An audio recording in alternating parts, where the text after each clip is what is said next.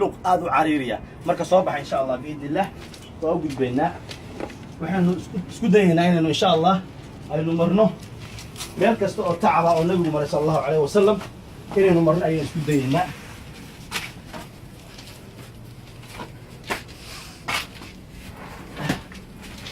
طبعا ولي واسي سعنا ولي ماشي القرآن كسو دقي ولي ما إنن قارن سوسعه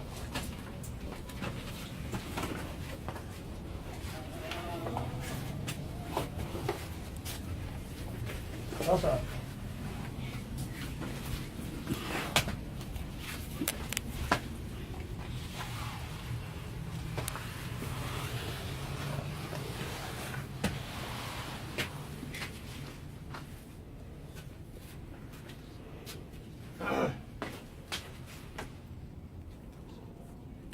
walaalayaal meeshaan hadda aan ku suganahay ama godkaan hadda u jeedaan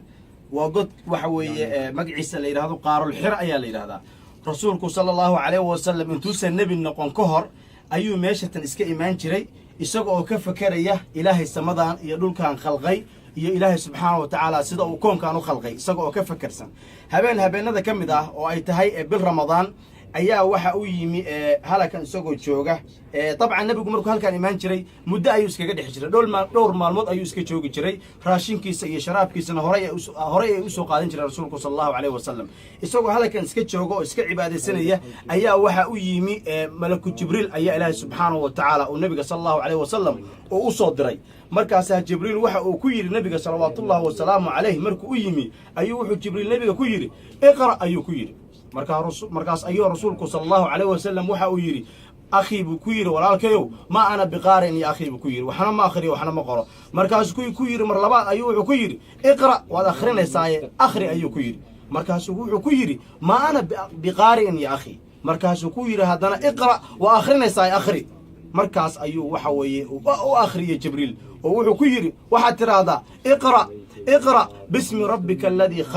khalaqa al-insana min 'alaq اقرأ وربك الأكرم الذي علم بالقلم علم الإنسان ما لم يعلم أيوك يرى رسولك صلى الله عليه وسلم مركز رسولك كدب يري أو حفظي marka ay arintaas dhamaatay kadib ayuu nabigu isagoo baqsan oo argagaxsan oo gariiraya ayuu buuratan ka degay kadibna waxa uu tagay xaaskiisa khadiija ayuu u tagay ilaahay raaliha ka noqday isagoo wuxuu leeyahay idaboola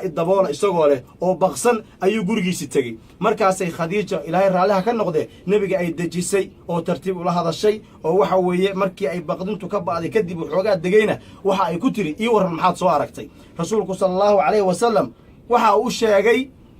wuxuu la soo kulmay iyo wixii uu arkay iyo wixii uu maqlay ayuu khadiija u sheegay markaas khadiija ilaahay raaliha ka noqday waxa ay ku tiri walaalkayna adeerkayow waxaan kuugu bishaareynayaa oo ilaahay kaaga rajeynayaa inaad noqonaysid nabigii ummadda tan inaad noqonaysid ayaan waxa weeye ayaan ilaahay subxaanahu wa ta'ala kaaga rajeynayaa waa calaamado cadaynaya inaad nabi ummadda tan u noqonaysid qof caqli badan oo raaliya oo naxariis badan oo mar kastaba xikmad leh ayay ahayd khadiija ilaahay ha ka raali noqdee sidaas ayaana ilaahay subxaanahu wa ta'ala oo quraanka ku soo dejiyay maantana adduunka oo dhan waxa weeye quraankaas aynu wada haysanno meeshuu ka bilowday oo waxa uu ku soo degay waa halakan ama waa qaarul xira oo meeshan hadda aan ku suganahay ah marka Allah subhanahu wa ta'ala quraankiisa waxa idin ka codsan inaan la dayicin rasuulku markuu quraan ku soo degay dabcan 40 jir ayuu ahaa rasuulku sallallahu wa sallam alayhi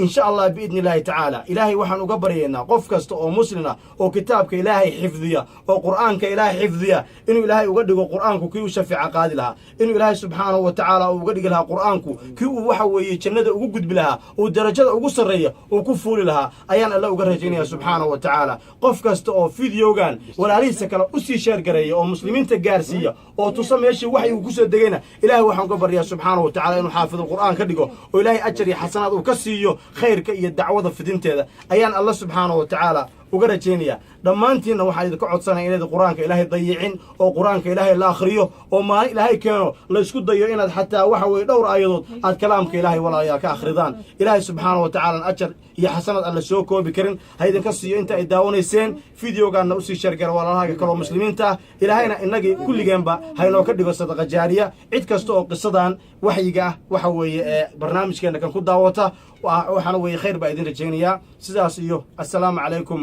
ورحمة الله وبركاته.